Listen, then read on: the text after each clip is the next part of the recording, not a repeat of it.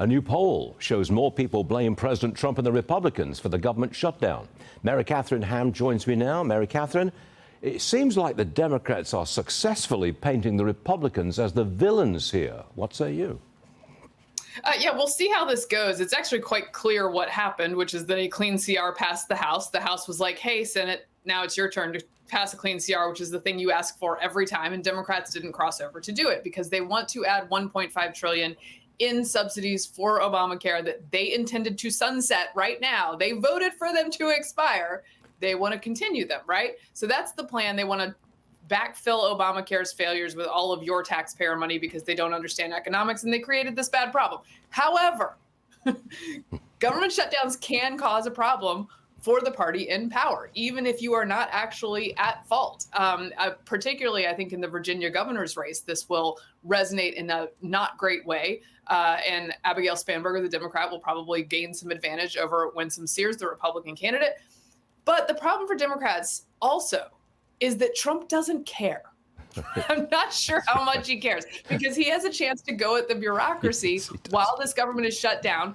They were the ones who allowed him to shut it down and go after the bureaucracy. And I think American people might be responding to the idea that he looks a little too excited about this. That might be what's happening. I think the president's having fun. That's what I think. Anyway, yes. I've got another one for you, Mary Katharine. Bernie Sanders told Zohran Mandami that if he beats the oligarchs in New York City, he will prove that change is possible across the nation. Watch this. The real question here is whether the will of people will prevail, whether the oligarchs and the billionaires will continue to run the city.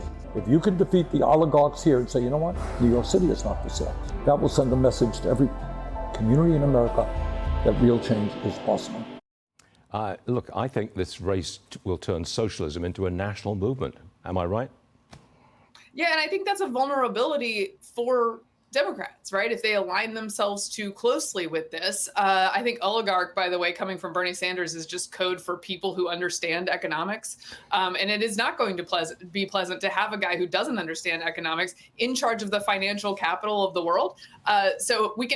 Capitalism is very powerful and it has overcome many people who don't understand economics with its great prosperity and gifts unto us. And we can hope that it will do the same when, if Mandami is made the mayor of New York, but he and Bernie working together to do things like stop rent increases or to cap all sorts of things in New York City, government grocery stores, end gifted programs so that socialism can give you the gift of equity through mediocrity.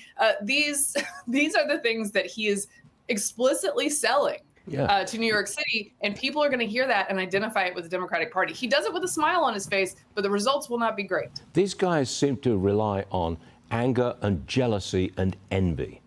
These rich people, these billionaires, they've got so much and we've got so little. Everything will be fine if we took it off them and gave it to us. That's their endless message. They never figure out that it doesn't work. Last 30 seconds to you.